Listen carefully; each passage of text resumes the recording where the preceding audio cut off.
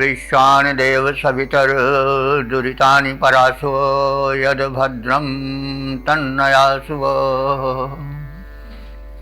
ॐ शं नो मित्रः शं वरुणः शं नो भवत्वर्यमा शं न इन्द्रो बृहस्पतिः शं नो विष्णुरुक्रमः। ॐ तेजोसि तेजोमय धेहि ओजोसि ओजोमय धेहि यशोदो मा सद्गमय तमसो मा ज्योतिर्गमय मृत्योर्मामृतं गमय। ॐ जीवेम शरदाशतं शृण्वेम शरदाशतं पश्येम शरदाशतं मदीनास्यां शरदाशतं। ॐ वेद प्रेमियों, सुधी श्रोताओं, परम सौभाग्य का विषय है कि हम साक्षात परब्रह्म परमात्मा की वाणी ऋग्वेद की व्याख्या के संदर्भ में ऋग्वेद के प्रथम मंडल के 63वें सूक्त की व्याख्या में प्रवेश करने जा रहे हैं। इस सूक्त में कुल 9 मंत्र हैं जो कि त्रिष्टुप नामक छंद में निबद्ध हैं। मंत्र दृष्टा नोधा गौतम हैं और देवता इंद्र हैं। इंद्र के विषय में हम बहुत कुछ जान चुके हैं। इंद्र वो सूक्ष्म शक्ति हैं जो सभी दिव्य शक्तियों के स्वामी हैं, नियंता है। ऋषियों की वाणी में उनका 2 रूप प्रखर होकर के आया है। एक तो वो वर्षा जो कि जीवनदायिनी है, जड़ चेतन सबके लिए प्राण तुल्य है, उस वृष्टि का वे नियमन करते हैं, वृक्ष अवरोधक तत्वों का विनाश करते हैं। और दूसरा, वे युद्धों में जो संहारक शक्तियां हैं, नकारात्मक शक्तियां हैं, उनका संहार करते हैं। ऋग्वेद में इंद्र का योद्धा रूप प्रबल होकर के आया है। उनको अकुतो भय कहा गया है। जिसको कहीं भय हो ही नहीं, वो अकुतो भय है। और हमें बार बार इस बात को याद करना चाहिए कि जो आज लोक में इंद्र का स्वरूप है, पौराणिक रूप, वह बिल्कुल दूर है। वह इंद्र नहीं है जो ऋग्वेद का इंद्र है। इसके विषय में हमने बहुत कुछ प्रकाश भी डाला है पिछले एपिसोड्स में कि इंद्र में आखिर यह उतार क्यों आया। तो इसको आप यदि ना देखे हो तो पिछले एपिसोड में देख लेंगे। कारण होता है सब चीज़ का। किसी ने जान सुन करके ऐसे नहीं किया है, लेकिन एक विकास होता है। विकास दोनों दिशाओं में होता है। सकारात्मक विकास भी होता है, वो अच्छा माना जाता है। और एक नकारात्मक विकास माने और भी वृद्धि होती है, दुर्गुणों का भी विकास होता है। तो विकास क्रम में चरित्रों में उत्थान भी होता है, पतन भी होता है, उसके कारण होते हैं। तो वो सब हमने विवेचन किया है, देखना चाहिए, क्योंकि वेद के तत्व को हमें समझना है। और अब वैदिक ज्ञान को पुनर्स्थापित करने के लिए प्रयत्नशील होना है, क्योंकि विश्व का कल्याण यदि संभव है तो वैदिक ज्ञान से ही संभव है। क्योंकि वेद जो है वो धरती को खंडित करके नहीं देखता है। उसने धरती के नाम अदिति रखा है, जो खंडित न हो। आज सबसे बड़ी एक कमी है, पहले भी थी, आज तो नहीं होनी चाहिए। क्योंकि आज तो विज्ञान, भौतिक विज्ञान इतना उन्नत कर गया है कि जो पूरा गोला है भूमंडल का, वो एक छोटे देश की तरह हो गया है। तो अब तो वन वर्ल्ड गवर्नमेंट का स्वप्न पहले विचारकों ने देखा था, अब होना चाहिए। और जो ऋषियों ने वसुधैव कुटुंबकम कहा था, राज्य तो बड़ी ऊंची चीज है, कुटुंब तो छोटा होता है। तो राज्य क्या बल्कि वसुधैव कुटुंबकम, पूरा संसार एक कुटुंब हो जाए। तो कुटुंब में कुछ लोग नाटे होते हैं, कुछ ऊंचे होते हैं, कुछ गोरे होते हैं, कुछ काले होते हैं, भिन्नताएं होती हैं, लेकिन फिर भी वो सब मिले होते हैं। परिवार का अर्थ हुआ कि परितः वारयति, जो चारों ओर से कष्टों का निवारण करे अपने सदस्यों का, वो परिवार है। और चारों ओर से वो घेरे रहे, हित में लगा रहे, वही परिवार है। तो अब वसुधैव कुटुंबकम वाला जो है वो समय आ गया है। जो तरह तरह के विनाशक अस्त्र बन रहे हैं, भस्मासुरी स्वरूप दिखा रहे हैं, वो समाप्त होना चाहिए। और यह समझ लिए कि संभव है वेदाध्ययन से ही, वेद के प्रचार प्रसार से, क्योंकि वेद कुटुंब रूप में देखता है, बल्कि और आगे बढ़कर के आत्मोत्सर्भूतेषु यः पश्यस्य पंडिता, ज्ञानी वही कहा गया है जो कुटुंब ही नहीं बल्कि अपने ही रूप में सबको देखे। तो यह जो है भावना वेदों की ही है। और वेद में धरती को अदिति कहा गया है। अदिति माने जो खंडित न हो, जो तरह तरह से बटी न हो कि ये चीन है, यह जापान है, हिंदुस्तान है, पाकिस्तान है, ये अमेरिका है, ये रूस है ना। धरती तो एक है, माता है। माता का टुकड़ा नहीं होना चाहिए। यह मानवतावादी सोचें कि हम माता के टुकड़े कर डालें, कोई हाथ ले, कोई पैर ले, कोई, तो ये तो मतलब बड़ी विडंबना की बात है। तो हम वेदों की ओर लौटें और वेदों के संदेशों को उसके अभिधात्मक रूप में देखें। बातें कही जाती हैं तो आलंकारिकता आ जाती है, रूपक आ जाते हैं, प्रतीक आ जाते हैं, इससे थोड़ी अर्थ में जटिलता आ जाती है, भाषा जन्य काठिन्य भी आ जाता है। लेकिन उसके बीच में जो अर्थ की गिरी है, जो मधुर है, वो छिपी रहती है। तो अब आवश्यकता है कि हम लोग जो हमसे हो रहा है कर रहे हैं, निवेदन आप सबसे भी है कि आत्मकल्याण के साथ साथ विश्व कल्याण के लिए हम लोग वेद की शरण में जाएं, उसके अर्थ का प्रचार प्रसार करें, उससे प्रेम करें। तो ये तो हमने इंद्र के संदर्भ में एक छोटा सा प्रस्तुत कर दिया, एक अपना निवेदन। तो अब हम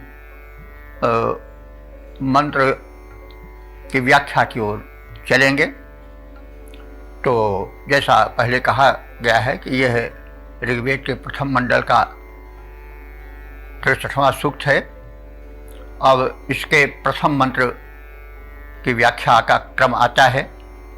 तो यह प्रथम मंत्र जो है वह त्रिष्टुप नामक छंद में निबद्ध है। मंत्रद्रष्टा ऋषि हैं नोधा गौतम और देवता है इंद्र। इस मंत्र का शीर्षक होगा परम शक्तिमान महान इंद्र। अब संबंधित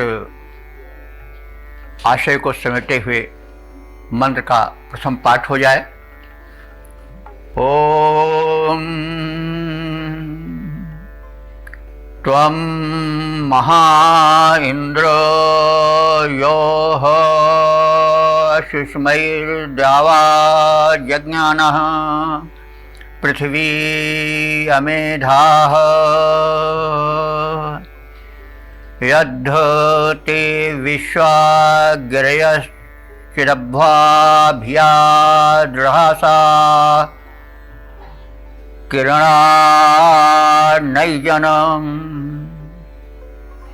शब्दार्थ जाने। त्वं महान इंद्र, हे इंद्र, हे स्वामिन, हे मालिक, हे परमात्मन, त्वं महान, तुम महान हो। क्यों महान हो? कि तुमने यज्ञाना, यज्ञाना माने उत्पन्न होते ही, उत्पन्न होने का मतलब ये नहीं हुआ कि वो एक समय विशेष में पहले पहले उत्पन्न हुआ, क्योंकि जो हम उत्पन्न को मतलब पहली बार उसको उत्पन्न मानेंगे तब तो फिर जो पैदा होता है उसका अंत भी होता है, जो आज है उसका अंत होता है, तो वो तो अनादि है। तो यहाँ उत्पन्न होने का मतलब हुआ जज्ञान माने उत्पन्न होना। तो उत्पन्न होने से मतलब हुआ कि जब भूलोक पर संकट आया, सज्जनों पर संकट आया, तब उसने उत्पन्न होकर के जो कृत्य किया उससे मतलब है, पहले पहले उत्पन्न से मतलब नहीं। ऐसे और भी कहा गया है, भगवद गीता में भी कहा गया है कि मैं उत्पन्न होता हूँ। तो उत्पन्न होने का मतलब ये नहीं हुआ कि वो पहली बार उत्पन्न हुए, उत्पन्न वो अनादि है। लेकिन जब जब होई धर्म की हानि, बाढ़ असुर अथम अभिमानी, करहि अनीत जाय नहीं बरनी, सीधहि विप्रधेन सुर धरणी, तब तब प्रभुधर विविध शरीरा, हर हृदय सज्जन पीड़ा। वही बात गीता में भी वेद से ही सारे अर्थ आए हैं, वेद ही सब पर छाया हुआ है। यदा यदा यदा ही धर्म से ग्लानिर्भूत भारत, अभ्युत्थान व धर्म से तदात्मानं सृजाम्यहम्, परित्राणाय च साधूनां विनाशाय च दुष्कृतां, धर्म संस्थापनार्थाय संभवामि युगे युगे। तो उस परम शक्ति का उद्भव किसी न किसी रूप में होता रहता है। तो वो उद्भव, उसका मतलब समाप्ति या आदि या अंत से मतलब नहीं है, वो एक समय विशेष पर उत्पन्न होना और फिर कार्य पूरा हो जाने पर मतलब उसका अलग हो जाना, उसका रूप से अरूप हो जाना, प्रत्यक्ष से अप्रत्यक्ष हो जाना, यही मतलब है। तो इंद्र जो है वो जज्ञाना उत्पन्न होता है। कब उत्पन्न होता है? जब दुष्ट शक्तियां बढ़ती हैं, और उस समय अमें कहते हैं असुरों के उपस्थित हो जाने पर, द्यावा पृथ्वी, द्यावा और पृथ्वी में उनके भर जाने पर क्या होता है कि सुषमयी माने परम शक्तिशाली जो इंद्र है, वह अपने बल से, सुषम माने बल होता है, बल माने शोषक बल, जो शत्रुओं की शक्ति का शोषण कर ले, उस बल द्वारा इंद्र अपने स्वरूप को दिखाता है। और उसका जो आतंक है, जो दुष्टों के विरुद्ध उमड़ता है, उससे द्यावा पृथ्वी माने आकाश और भूलोक भर जाता है। क्योंकि जब तक शक्ति का प्रचंड रूप नहीं आवेगा, तब तक जो प्रचंड शत्रु हैं, जो दहलाने वाले शत्रु हैं, उनका दमन संभव नहीं है। तो जब दुष्ट शक्तियां उभरती हैं और उनसे भूलोक और द्युलोक दोनों त्रस्त हो जाता है, तब फिर इंद्र भी अपना प्रकट रूप दिखलाता है, और प्रकट होते ही उसके पराक्रम से द्यावा और पृथ्वी, भूलोक और अंतरिक्ष लोक, द्युलोक सभी भर जाते हैं। और उसका वो सुषमयी माने अपने शोषक बल द्वारा वो धाह माने धारण करता है, अपने स्वरूप को, अपने बल को प्रगटाता है। यत माने क्योंकि, ते भिया, अब जो ऋषि है वो कह रहा है कि हे इंद्र, ते भिया, तुम्हारे भय से ही तुम बड़े ही भयानक हो। ये देखिए, देख लीजिए कि बात है, भयानक को भयानक ही दबा सकता है। विशेष से विषम औषधम कहा गया है। तो अगर रावण भयानक है तो राम को भी भयानक बनना पड़ता है। अगर दुष्ट दल विकराल होता है तो कृष्ण को भी अपना विश्व रूप दिखाना पड़ता है। तो भय को भय ही मिटा सकता है, लोहे को लोहा ही काट सकता है। तो इसलिए उग्र रूप दिखाया गया है इंद्र का कि हे इंद्र, जब दानवी शक्तियां उभरती हैं तो तुम्हें भी उस समय अवतरित होना पड़ता है किसी न किसी रूप में, और तुम भी अपना विस्तार करते हो, विस्तार से भूमंडल और गगन मंडल में छा जाते हो, तुम्हारी शक्तियां भर उठती हैं, और ते भिया, तुम्हारे उस आतंकित कर देने वाले विराट स्वरूप से संसार थर थर कांपने लग जाता है। और तुम तो इतने शक्तिशाली हो कि विश्व अभ्वाह गिरया है। विश्व माने संपूर्ण, अभ्वाह माने बड़े बड़े, गिरया माने पर्वत, बड़े बड़े पर्वत जो कि बड़े विशाल हैं, बड़े विकराल हैं, बड़े ऊंचे हैं, वे भी कांप जाते हैं, थरथराने लगते हैं। तुम्हारा बल इतना आतंक मचा देने वाला है, किसमें? दुष्टों में। और दृढ़ आशाचित, और तुम दृढ़ हो जाते हो उस समय। और किरण ना, किरण कहते हैं किरण को, किरण आप सब जानते हैं। तो यह किरण क्री धातु से बना है। क्री विक्षेपे, विक्षेपे माने फैलना। तो कीर्यन्ते विक्षेप्यन्ते इति किरणा, जो फैल जाए वो किरण है। क्री धातु से बना है, बिखरना, फैलना।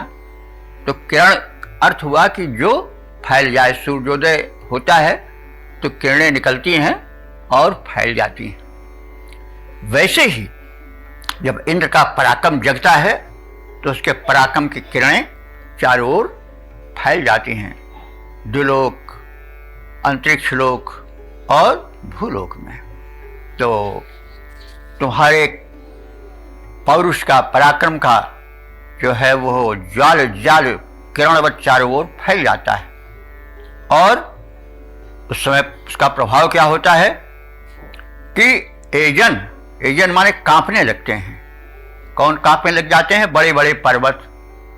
पर्वत से मतलब हुआ कि पर्वत के समान जो अपने को पराक्रमी गिनते हैं, दानवी शक्ति से थर्राते रहते हैं लोगों को, वे किरण के समान कांपने लगते हैं। किरण जब, किरणें नहीं, वो किरणों में एक कंपन सा होता है अगर ध्यान से देखा जाए तो और इसी थोड़ी उनकी कंपनशीलता के कारण उनको किरण कहा जाता है। जैसा हमने अभी बताया कि किरण का अर्थ होता है कि किर्यन्ते विक्षेप्यन्ते, जो फैल जाएं और कंपनशीलता लिए हों और बिखरती हों, वही किरणें हैं। त्रिधात विक्षेपे अर्थ में इसका प्रयोग होता है। तो कहने के तात्पर्य, हे इंद्र, जब दानवी शक्तियां बढ़ती हैं और उनसे कंपायमान लोक हो जाता है, तब तुम भी अपना रूप प्रकट करते हो। तुम्हारे उस विराट रूप से बड़े बड़े पहाड़ कांप जाते हैं, अथवा पहाड़ के तुल्य बड़े बड़े दुष्ट दानव जो कि अपने पराक्रम से थर्राते रहते हैं वसुधातल को, वे कांप उठते हैं। और उनके कंपन की गति को बताया है कि जैसे किरणों में कंपन होता है, वैसे उनका शरीर भी थरथराने लगता है, कांपने लगता है। ये तुम्हारा आतंक है। तो आतंक होना आवश्यक है। इसीलिए हमारे यहाँ जितने अवतार हुए हैं वे सब पराक्रमी हुए हैं। बुद्ध को छोड़ करके, बुद्ध थोड़ा वेद के विरोधी चले हैं, किसी कारणों से यहाँ पर कहने का अवसर नहीं है, लेकिन जितने अवतार हमारे हुए हैं सब अस्त्र शस्त्रधारी हुए हैं, और सब जो हैं वो पराक्रमी हुए हैं, और सब संहारक हुए हैं। क्योंकि जो दुष्ट हैं वो कभी हाथ जोड़ने से नहीं वश में होते हैं। दुष्टों से दुष्टता दिखानी पड़ती है, लोहा ही लोहा को काट पाता है। और इसलिए हमारे यहाँ जो जितने अवतार हुए हैं वे सब अस्त्र शस्त्रधारी हैं। तो क्योंकि जो भेड़िया है, शेर है, वो हाथ जोड़ने से नहीं मानेगा, उसके लिए तो अस्त्र चाहिए। तो कहने के तात्पर्य है कि हमें इंद्र के स्वरूप को और उसके बहाने सत्य के स्वरूप को पहचानना है। क्योंकि हमारे यहाँ कण में भगवान है। कोई महापुरुष है तो वो भी शिव भगवान का एक अंश है। विभूति योग में आप गीता के देखें 10वें अध्याय में, तो बात स्पष्ट होती जाएगी। भगवान ने स्वयं कहा है कि जहाँ जो कुछ विकसित रूप है, जो कुछ प्रबल रूप है, जो कुछ प्रकाशित रूप है, वो सब मेरा ही विस्तार है। और जहाँ जहाँ जो जो आकर्षक वैशिष्ट लिए हुए है वो सब हमारा ही विस्तार है, हमारा ही रूप है। तो परमात्मा ही एक रूप होकर अनेक रूपों में प्रकट होता रहता है, हमें इसको पहचानना चाहिए। तो अब कहने का मतलब हम जो कहना चाहते हैं वह स्पष्ट हो गया होगा। तो इंद्र का परंपरात्मक रूप, जब दानवी शक्तियाँ उभरती हैं तब उसका विकट रूप प्रकट होता है। वज्र उसका अमोघ अस्त्र है जिससे पहाड़ कँपते हैं, अथवा पहाड़ की भांति बड़े प्रबल दानवी शक्तियाँ कंपने लगती हैं, थर्राने लगती हैं। और इंद्र की शक्ति जो है वो सदैव सज्जनों के संरक्षण में प्रयुक्त होती है। यही वृत्तासुर की और इंद्र की शक्ति में अंतर है, यही राम और रावण की शक्ति में अंतर है, कृष्ण और कंस की शक्ति में यही अंतर है। तो अब हम इसका भावार्थ जान लें। हे इंद्र, तुम महान हो, तुमने असुरों द्वारा उत्पन्न भय से कांपते हुए संसार के लिए अपना रूप दिखाया, और तुम्हारा रूप जब प्रकट हुआ तो द्यावा और पृथ्वी, गगन और अवनी सब भर उठे तुम्हारे तेज से। और उस समय तुम्हारा जो तेजस्वी रूप था उस से भयभीत हो गए बड़े बड़े पहाड़, अथवा बड़े बड़े पहाड़ की तरह दृढ़ शत्रु दल, और वे सब जैसे किरणों में कंपन दिखाई देता है वैसे उनके शरीर में एक कंपन दिखाई देने लगा, वे कंपने लगे।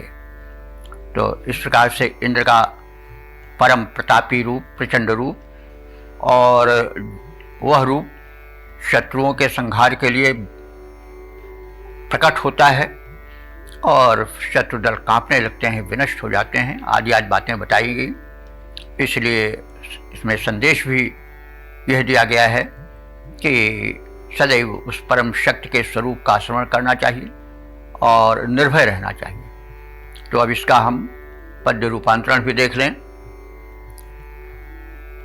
बल के निधान इंद्र देव हो महान तुम, बल के निधान इंद्र देव हो महान तुम, तुमसे त्रिलोक पूरा भय खाने वाला है। और जन्म जैसे पाए भूमि अंतरिक्ष वैसे, जन्म जैसे पाए भूमि अंतरिक्ष लोक वैसे, दिया गिरने न निज बल से संभाला है। सरल जनों को देते आए हो सुरक्षा, किंतु गर्वित जनों को भय भीत कर डाला है। तने खड़े बड़े बड़े पर्वत गिराए तूने, कंपित किरण ज्यों सभीत गिरिमाला है। कंपित किरण ज्यों उन्हें सभीत कर डाला है। ओम।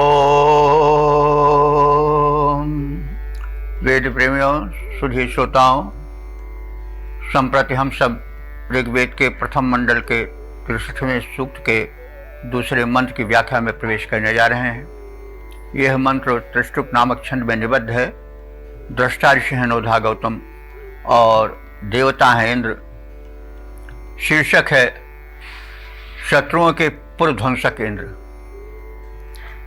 तो इस आशय को समेटे हुए मंत्र का प्रथम पाठ हो जाए। ओम आयद्धरी इंद्र विव्रता वीरा ते वज्रम यरिता बाहवो धीतो एना विहर्यत क्रतो अमित्रान् पुरश्नासि पुरुहूत पूर्वीह। शब्दार्थ से परिचित हो लें। अविहर्यतो क्रतो, हे क्रतो माने उत्तम कर्म को या यज्ञ को क्रतु कहा जाता है। तो अब यहां पर क्रतो संबोधन में है।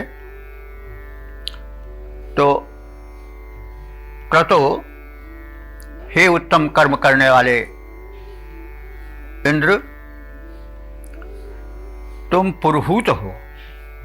पुरुहूत माने पुरु कहते हैं अधिक को, व्यापक को। हूत माने आहूत, बुलाए जाने वाले। तुम अपने गुणों के कारण, अपने रक्षण वैशिष्ट के कारण पुरुहूत हो, व्यापक रूप से बुलाए जाने वाले हो, याद किए जाने वाले हो, स्मरण किए जाने वाले हो और प्रशंसित हो। तो तुम व्यापक रूप से आहूत हो और प्रशंसित हो। यत माने जब आवश्यकता होती है तब तुम विव्रता हरि, विव्रता माने कुशल, हरि माने घोड़े, तो तुम अपने कुशल घोड़ों को आवेह माने रथ से आगमयसी माने जोड़ लेते हो। मतलब कि जब शत्रु संहार के लिए अथवा किसी यज्ञ में पहुंचने के लिए तुम्हारा आमंत्रण होता है तो तुम विलंब नहीं करते हो। यह नहीं कि सारथी को बुलाना पड़े, स्वयं अपने हाथों से अपने कुशल घोड़ों को रथ से जोड़ लेते हो, रथ में नाद लेते हो। हरि माने घोड़ा होता है। ये इतने तीव्र दौड़ते हैं कि समझ पड़ रहा है कि हरति पंथानम, रास्ते को हरण कर लेंगे, खींच लेंगे अपने में। उनके वेग का सूचक है, इसीलिए उनको हरि कहा जाता है। जो हरि के कई अर्थ होते हैं, तो यहाँ पर घोड़े के लिए हरि शब्द आया है और द्विवचन है। हरि हरि हरया होता है। तो अपने दोनों घोड़ों को तुम स्वयं रथ में जोड़ लेते हो, यानी कर्मठ हो, सारथी की अपेक्षा नहीं करते हो, तत्काल पहुंच जाएं, इसलिए अपने रथ में अपने धावन कुशल, गति कुशल घोड़ों को स्वयं जोड़ लेते हो। एन, और जब ऐसा हो जाता है कि तुम तत्पर हो जाते हो शत्रु विनाश के लिए अथवा किसी शुभ कर्म में, यज्ञ में पहुंचने के लिए, तो यहां पर एक शब्द आया है वज्र। वज्र को एन माने उसके लिए उस वज्र द्वारा, जिस वज्र द्वारा तुम अमित्रान, अमित्र कहते हैं शत्रु को, मित्र मित्र होता है, और अमित्र माने जो मित्र न हो यानी शत्रु हो।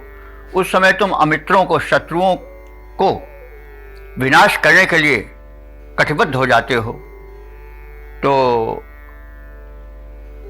तुम्हें शत्रुओं के पूर्वी पुरः, पूर्वी माने बहुत से, पुरः माने नगरों को तोड़ना होता है, नष्ट करना होता है।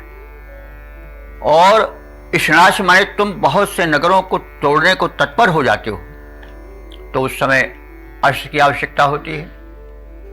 तो तुम्हारे जो भक्त हैं, जो सत्य संघारण के लिए तुम्हें बुलाते हैं, जिसके लिए तुम शीघ्र ही सारथी की अपेक्षा न करके स्वयं अपने रथ में अपने घोड़ों को जोड़ लेते हो, तुम्हारी इस तत्परता को देख करके तुम्हारे गणों पर नीचे तुम्हारे भक्त तुम्हारे हाथों में वज्र स्वयं पकड़ाते हैं। इसका मतलब क्या हुआ कि मंत्रों द्वारा, सारे ने तो लिखा है कि मंत्र से अभिमंत्रित करके उसमें अधिक बल लाने के लिए वज्र को और तीव्र बना देते हैं, क्योंकि मंत्र में अपूर्व शक्ति होती है। अथवा उसको यूँ समझें तो ऐसा भी कर सकते हैं कि भक्त गणों का जो प्रेम है तुम्हारे प्रति, वो तुम में इतनी आतुरता भर देता है कि वो वज्र तुम्हारे हाथ में बड़ी जल्दी चला जाता है। यानी भक्त अपने भावना से तुम्हारे हाथ में शीघ्रता से शीघ्र वज्र आ जाए, इसलिए ऐसी प्रेरणा भर देते हैं। तो मंत्र से अभिमंत्रित करके वज्र को तुम्हारे हाथ में पकड़ाते हैं भक्तगण, अथवा उनके आग्रह और उनके जो इच्छा बल है उससे प्रेरित तुम्हारा हाथ शीघ्र वज्र की ओर चला जाता है और वज्र मानो तुम्हारे हाथ में अपने आप चलाया हो अथवा भक्त ने तुम्हें पकड़ा दिया हो अपने प्रार्थना बल से। तो वज्रम, वज्र को जरिता, जरिता कहते हैं प्रार्थना करने वाले को, उपासक को। तो जरिता जो है, जो तुम्हारी उपासक हैं, वे ते वाहवी माने तुम्हारे हाथों में आधात माने वज्र को स्थापित करते हैं, अर्थात तुम्हें वज्र धारण कर शत्रु संहार के लिए, शत्रु के पुरों को नष्ट करने के लिए तत्काल उद्यत करने में सहायक हो जाते हैं। तो इंद्र को पुरंदर कहा गया है। वो शत्रुओं के पुराण दरति नगरों को नगराणी नाशयति, इसलिए वो पुरंदर है। और सबसे अच्छा यह होता है कि शत्रु के नगर को ही नष्ट कर दो। अगर उनका घर नहीं नष्ट होगा तो फिर आके भाग के छिप जाएंगे। तो इसलिए जो भक्तगण हैं उन दुष्टों के नगर को नष्ट करने के लिए, यानी उनको नष्ट नाबूद कर दें, फिर उनको शरण कहीं न मिले, इसलिए तुम्हारे हाथ में वज्र पकड़ाते हैं और तुम पुरंदर रूप धारण करते हो। और वो तुम्हारा पुरंदर रूप बड़ा ही आकर्षक होता है। तो इसका आशय ये हुआ कि जब असुरों का अत्याचार बढ़ जाता है, शत्रु प्रबल हो जाते हैं, तो भक्तगण प्रार्थना करते हैं और इंद्र उनकी प्रार्थना को सुनते हैं और तत्काल अपने गमन के साधन घोड़ों को जोतते हैं और इस तरह से चल पड़ते हैं। एक वो तो परम शक्तिमान है, लेकिन एक जब वर्णन किया जाता है तो उसमें एक पर्सनिफिकेशन अपने आप आ जाता है। तो एक वो मनुजोत व्यवहार करने लग जाता है। वो अशरीरी जो है वो शरीरी बन जाता है वर्णन में। तो इस प्रकार से इस स्थिति में तुम अपने हाथ में वज्र धारण करते हो, शत्रुओं के नगर को यानी उनको नष्ट नाबूद कर देने के लिए तत्पर हो जाते हो और तुम्हारे भक्त तुम्हारे हाथ में तुम्हारे प्रमुख आयुध वज्र को जो अचूक है उसको पकड़ाते हैं। अर्थात तुम उस समय वज्र से अपने उस संहारक अस्त्र से जो है वो समर्थ मतलब परिपूर्ण रूप से कटिबद्ध हो जाते हो और शत्रुओं के नगर को नष्ट करने के लिए चल पड़ते हो। और यह एक बड़ा भारी संदेश है, एक आशा की किरण है। और इस प्रकार से इंद्र जो है एक शासक कोट के देवता हैं, एक सेनापति कोट के देवता हैं, एक युद्ध के देवता हैं। इंद्र को अगर हम कहें तो युद्ध का देवता भी कह सकते हैं। तो युद्ध की परम आवश्यकता होती है, क्योंकि शत्रु तो चारों ओर बाहर भीतर सब कहाँ कहाँ नहीं रहते। शत्रु अपने भीतर हैं, कुछ मित्र बन करके भी शत्रु बने रहते हैं। तो मतलब अब ये तो बड़ी व्यापक परिभाषा है, आप सब जानते हैं, हम पीछे कहते भी आए हैं। तो शत्रुओं का दल मनुष्य चारों ओर शत्रुओं से घिरा रहता है, कभी रोग, कभी शोक, कभी जन्म, कभी मरण, कभी अपने, कभी पराये, कभी कुछ कोई समस्या, ये सब शत्रु ही है। तो इस समय एक समर्थ की आवश्यकता होती है और वो समर्थ जो है वो इंद्र के रूप में है। और उसी को तरह तरह से भिन्न भिन्न रूपों में हर धर्म संप्रदाय में देखा जाता रहा है। सबके शत्रु होते हैं, सब सत्य से रक्षण के लिए अपने से समर्थ को याद करते हैं और सर्व समर्थ तो परमात्मा ही है, जिसको कि वैदिक ऋषियों ने इंद्र का नाम दिया है। तो इस प्रकार से शत्रु संहारक इंद्र के हमने रूप को देखा, शत्रु की भी हमने व्याख्या जान ली, इंद्र की भी हमने व्याख्या जान ली। अब हम इसके बाद इसके सपाट अर्थ को देख लें। हे इंद्र, तुम उत्तम कर्म करने वाले हो, बहुतों द्वारा प्रशंसित हो, बहुतों द्वारा आहूत हो। और युद्धार्थ जब तुम अपने रथ को विविध गतियों से युक्त कुशल अश्वों से जोड़ते हो, यानी घोड़ों को नाचते हो अपने रथ में चलने के लिए, तो उस समय तुम्हारे हाथों में जो तुम्हारे स्तुता हैं, उपासक हैं, भक्तगण हैं, वो तुम्हारे उस दिव्य अस्त्र वज्र को पकड़ाते हैं, मन से हुमंत्रित करके, अथवा तुम्हें उस मन स्थिति में कर देते हैं कि तुम उस वज्र को पकड़ लेते हो। तो तुम वज्र को धारण करते हो, मानो भक्तों ने जैसे तुमको धारण कराया हुआ है कि भक्त न प्रार्थना किए होते तो तुम कैसे वज्र धारण करते। तो मुझे जैसे भक्त तुम्हें धारण कराते हैं वज्र, यानी जो कि तुम्हारा संहारक अस्त्र है उसको, और तुम उस समय वज्र द्वारा शत्रुओं के नगरों को नष्ट नाबूद कर देते हो और इस प्रकार से तुम संरक्षण देते हो और आसुरी शक्तियों का संहार करते रहते हो और सूर्य शक्तियों को संरक्षण देते रहते हो। तो यही गुण होना चाहिए हमारे सत्ताधीशों में। वे जो चोर डकैत लुटेरे और जमाखोर हैं तथा कुतत्व वाले जो स्थान हैं, उस स्थान को ही नष्ट कर दें, शत्रु को नष्ट नाबूद कर दें। यह गुण इंद्र इंद्र बता रहा है कि इस गुण को धारण करो, अथवा ऋषि कह रहा है कि इंद्र के उस गुण को सत्ताधीश धारण करें, क्योंकि इंद्र का ही रूप सत्ताधीशों में आता है। जो एक व्यापक है उसी का रूप बिखरा रहता है। जैसे पावर हाउस है, व्यापक है, छोटे से बल्ब में भी वही है, बड़े बल्ब में भी वही है, बड़े बड़े इंजनों में भी, मतलब है उसी का रूप सर्वत्र। तो जो जितने व्यापक हैं वो इंद्र के उस गुण को ग्रहण करें और अपने को देव श्रेणी में लावें, क्योंकि अगर वो ऐसा नहीं करेंगे वो दानों की श्रेणी में हो जाएंगे, क्योंकि दानों में भी तो शक्ति होती है। ऐसी बात नहीं है कि दानों में देवों से कम शक्ति नहीं होती, लेकिन फर्क क्या होता है कि देवों की शक्ति जो है संरक्षण में सकारात्मक रूप में आती है और दानवों की शक्ति जो है दूसरे के कष्ट देने में, संहार में आती है। तो यही अंतर होता है। तो इंद्र जो है वो सदैव दानवीय शक्ति का विनाश करता है, आसुरी शक्ति का विनाश करता है, सूर्य शक्ति का नहीं। सूर्य शक्ति पर संकट आता है तो आसुरी शक्ति की ओर वो दौड़ पड़ता है, वज्र धारण करके, अपना अस्त्र धारण करके। वैसे ही हमारे सत्ताधीशों को भी चाहिए। तो अब इसका हम एक सपाट अर्थ तो जान चुके हैं, और अब इसके पद रूपांतरण को देख लें। उत्तम तुम्हारे कर्म मर्म जानते हैं सब, उत्तम तुम्हारे कर्म मर्म जानते हैं सब, इसीलिए बहुतों से वाहवाही पाते हो। करते प्रयाण जब रण में महान इंद्र, गतिशील अश्वनिज रथ में जुटाते हो। स्तुति सुनाते विप्र वज्र पकड़ाते तुम्हें, जिसके के द्वारा मार शत्रु को गिराते हो। नगर ढहाते त्राहि त्राहि हो मचाते, रिपु यमपुर को पठाते, रण कौशल दिखाते हो। ओम वेद प्रेमी सुधी श्रोताओं, संप्रति हम सब ऋग्वेद के प्रथम मंडल के 63वें सूक्त के तीसरे मंत्र की व्याख्या में प्रवेश करने जा रहे हैं। यह मंत्र त्रिष्टुप नामक छंद में निबद्ध है। मंत्र दृष्टा ऋषि नोधा गौतम हैं और देवता हैं इंद्र। इस मंत्र का शीर्षक है सज्जनों के उद्धारक और दुष्टों के संहारक इंद्र। तो इंद्र के विषय में आप सब बहुत कुछ जान चुके हैं, उनकी प्रकृति भी जान चुके हैं। वे युद्ध के देवता हैं, परम धीर हैं, निर्भय हैं, सदैव वे शत्रु संहार के लिए तत्पर रहते हैं, भक्तों के संरक्षक हैं, दुष्टों के भक्षक हैं, आदि आज उनका स्वरूप है। उस रूप में हम उनको देखें। और अब आप सब इंद्र के स्वरूप को समझ ही चुके हैं, परिचित हो चुके हैं। अब हम कोई उस पर विशेष जोर नहीं देंगे। तो अब हम प्रथम मंत्र का पाठ कर लें।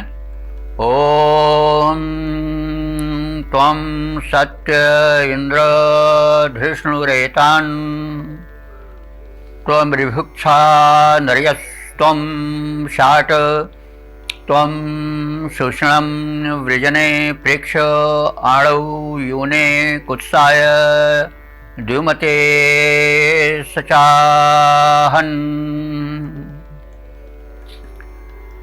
तो शब्दार्थ संक्षेप में जाने। इंद्र, हे इंद्रदेव, हे स्वामिन, हे परमात्मन, तुम सत्य, तुम सत्य हो। सत्य का मतलब हुआ कि जो सदैव टिका रहे, जिसकी सत्ता अखंडित हो। और तुम धृष्णु हो। धृष्णु माने शत्रु संहारक हो। और कैसे हो? ऋभुक्षा नरिया। तुम ऋभुक्ष, वो ऋभु कहते हैं ऋभु शिल्पी को, देव शिल्पी। ऋभु देव शिल्पी हैं, जैसे विश्वकर्मा है वैसे ऋभु भी देव शिल्पी हैं। तो तुम देव शिल्पी ऋभुओं के संरक्षण दाता हो। अब इससे संकेत है कि जो सत्ताधीश हैं वो कलाकारों को शिल्पकारों को, कवियों, लेखकों, विद्वानों को आश्रय दें, क्योंकि वे एक रचनात्मकता, एक भावात्मकता, एक सौंदर्य का संचार करते हैं। सत्यम शिवम सुंदरम 3 वैशिष्ट्य हैं, तो उसमें शिवम का प्रसार करने वाले और सुंदरम का प्रसार करने वाले कलाकार होते हैं। तो ऋभु जो हैं वो देवशिल्पी हैं। तो तुम ऋभुओं के संरक्षण दाता हो, स्वामी हो। तुम शत्रुओं को वृजने प्रेक्षे आणु, आणु माने युद्ध में, और वृजने भी युद्ध के अर्थ में आता है, लेकिन उसका यहाँ यह एक जो है वो विशेषण बनकर आया है। तो वृजने कहते हैं पुरुषाः वृजन्ते हिंसन्ते यत्र तत्र वृजना। तो वृजना का अर्थ होता है कि वृजन्ते हिंसन्ते पुरुषाः सैनिकाः यत्र तत्र वृजना। तो ऐसे वृजन में, प्रेक्षे माने बृहत, व्यापक, तो आणु माने युद्ध, ऐसे व्यापक युद्ध में जहाँ पर कि प्रबल संहार होता है, उस युद्ध में तुम जो हो क्या करते हो, द्विमते यूने कुत्साय। जो द्विमते माने द्वितीयमान, यूने माने युवक हैं, जो कुत्स हैं। तो कुत्स को हम ले सकते हैं व्यक्तिवाचक संज्ञा में भी। कुत्स एक ऋषि थे, वे युवक थे, उन्हें युद्ध में घिर जाना पड़ा। उस समय उन्होंने अपना पराक्रम दिखाया और तुमने उनकी सहायता की। यह वृत्तांत है। और कुत्स को अगर हम चाहें तो यह जातिवाचक संज्ञा में भी ले सकते हैं। कुत्सितम सीदति इत कुत्सा। कुत्सित माने विकार का, बुराइयों का जो विनाश करे वह कुत्स है। तो वो युवक जो बिगड़े नहीं हैं, बल्कि विरोधी शक्तियों से, नकारात्मक शक्तियों से संघर्ष कर रहे हैं, और उस संघर्ष में तुम उनके सहायक बनकर आते हो। तो यह गुण शासकों में भी, सत्ताधीशों में भी होना चाहिए कि वे युवक जो कर्मठ हैं उनको प्रोत्साहन दें, जो सकारात्मक शक्ति का प्रदर्शन करें। आजकल युवक, या किसी भी समय में जब युवक बिगड़ जाता है तो देश बिगड़ जाता है। इसलिए युवकों पर विशेष दृष्टि रखनी चाहिए। तो इस संदेश को इस संदर्भ में ऋषि कह रहा है कि तुम जो कुत्स के, जो कि युवक है, उसके सहायक हो और सहायक बनकर आए हो। तो और उसके विरुद्ध जो युद्ध कर रहा था, वो कौन कर रहा था? शुष्ण कर रहा था। शुष्ण एक शोषक दैत्य का नाम है, जो कि समाज में लोगों से तरह तरह के गुंडा टैक्स वगैरह वसूल करते हैं, या और तरह तरह से उनके धन को छीन लेते हैं, लूट लेते हैं। वे शुष्ण हैं। और शुष्ण नाम के एक असुर की भी चर्चा है। तो दोनों अर्थों में हम इसको ले सकते हैं। तुम शोषक जो समाज के हैं, जो तरह तरह से शोषण करते हैं, उनको तुम संहारक बनाने वाले युवकों को प्रेरित करते हो, जो कि कुत्स कहे जा सकते हैं। यानी जो कि बुराइयों से लड़ने वाले युवक हैं, उनको तुम ऐसे शोषक शत्रुओं से लड़ने के लिए तत्पर करते हो, और ऐसे शोषणासुरों का, ऐसे शोषणकर्ताओं का संहार करते हो। और कुत्स जो उनसे युद्ध करते रहते हैं, उन को तुम संरक्षण देते हो, उनकी सहायता करते हो। और इस प्रकार से हम इसके शब्दार्थ को जानें संक्षेप में। अब इसके भावार्थ को देख लें। हे इंद्र, तुम सत्य स्वरूप हो, शत्रु संहारक हो, तुम ऋभुओं के, शिल्पकारों के संरक्षक हो और उत्तम नेता हो। तुम क्षमाशील हो, युद्धों में शत्रुओं का संहार करने वाले हो, तेजस्वी तरुण कुत्स के सहायक होकर शुष्णासुर को मारने वाले हो, अथवा बुराइयों से संघर्ष करने वाले सज्जनों को, युवकों को तुम संरक्षण देते हो और शोषण करने वालों को संहारित कराते हो, मारते हो और मार डालने की भूमिका बनाते हो, तदर्थ युवकों को कटिबद्ध कराते हो। इस प्रकार से तुम्हारा यह शिला के रूप है जिसकी हम वंदना करते हैं। अब इसके हम पद रूपांतरण को देख लें। सत्य प्रतिपालक हो, घालक हो शत्रुओं के, सत्य प्रतिपालक हो, घालक हो शत्रुओं के। इंद्र तुम शिल्पियों के रक्षक महान हो, नेता हो सभी के, हो विजेता शत्रु मंडल के। क्षमाशील हो, अनंत गुण के निधान हो, भारी रण मध्य हो, प्रहारी दुष्ट दानवों के। कुत्स के सखा हो, लेते शुष्णासुर प्राण हो, शोषकों को मार कर यमपुर पठाते। और जो विकार के विरुद्ध देते उन्हें त्राण हो, जो विकार के विरुद्ध देते उन्हें त्राण हो।